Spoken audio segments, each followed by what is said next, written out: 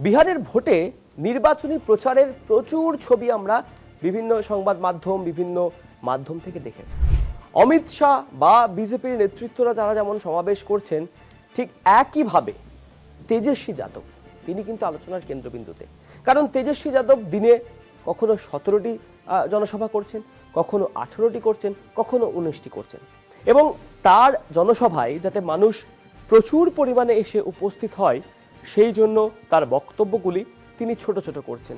এবং খুব উল্লেখযোগ্যভাবে তিনি যে সমস্ত জনসভায় যাচ্ছেন সেখানে গিয়ে ক্যাচি বক্তব্য রাখছেন, মানুষকে আগ্রহ করছেন। এবং তিনি একটি জনসভায় বলছেন যে আমার 37 বছর বয়স এবং মোদিজি এই 37 বছর বয়সের একটি যুবককে থামাতে এই তেজস্বী যাদবের যে সমস্ত হেলিকপ্টারগুলি রয়েছে তার পিছনে 30টি হেলিকপ্টারকে লাগিয়ে দিচ্ছেন, শক্তি প্রয়োগ করছেন। 37 বছর বয়সী এক যুবককে থামাতে পুরো ভারত সরকার, তার কেন্দ্রীয় মন্ত্রীরা, বিহার সরকার এবং বিহার সরকারের মন্ত্রী, দুর্নীতিগ্রস্ত প্রশাসনিক কর্মকর্তা, সিবিআই, ইডি, নির্বাচন কমিশন, গণমাধ্যম সবাইকে নাকি ব্যবহার করছেন এই তেজস্বী যাদবকে আটকানোর জন্য।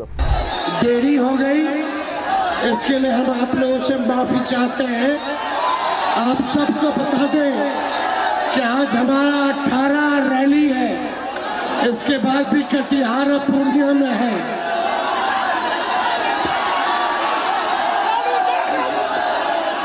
बस हो गया, शुक्रिया। ज्यादा समय नहीं है, लेकिन हम इशरत परवीन जी के लिए आप सब लोगों से वोट मांग रहे हैं कि एक एक वोट लालटेन पर बटन दबा करके इशरत परवीन जी को जिताने का काम कीजिए।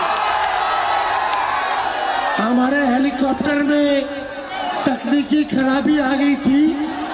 कदवा में हमारा जनसभा के बाद हम कदवा से बाई रोड आए। हमको आप लोगों का आशीर्वाद चाहिए था। हेलीकॉप्टर को तो हमने ट्रैक्टर बना दिया है। एक हमारे हेलीकॉप्टर के पीछे भाजपा का 30 हेलीकॉप्टर दौड़ रहा है।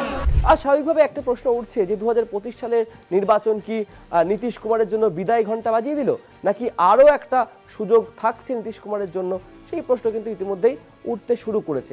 এবং খুব উল্লেখযোগ্যভাবে এই যে তেজস্বী যাদব তিনি প্রচুর পরিমাণে জনসভা করছেন এবং একটা জনসভা থেকে আর একটা জনসভায় যেতে তিনি খুব কম সময় নিচ্ছেন, তিনি হেলিকপ্টারে ট্রাভেল করছেন।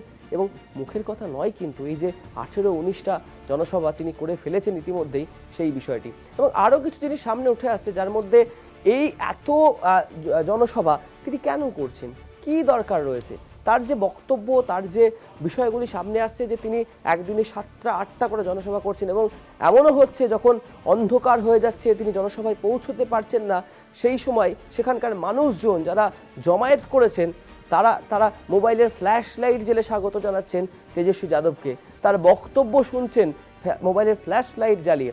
এবং হেলিকপ্টারের কারিগরি সমস্যার কারণে খুব সাম্প্রতিককালে একটা সভায় যেতে দেরিও হয়েছিল তেজস্বী যাদবের, এবং সেখানে গিয়ে কিন্তু তিনি ক্ষমাও চেয়ে নিয়েছিলেন।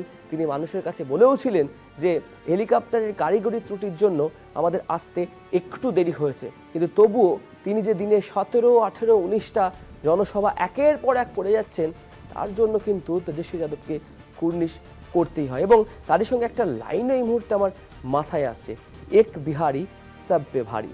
এমনটাই কি হতে চলেছে বিহারের নির্বাচনের ফলাফলের পর?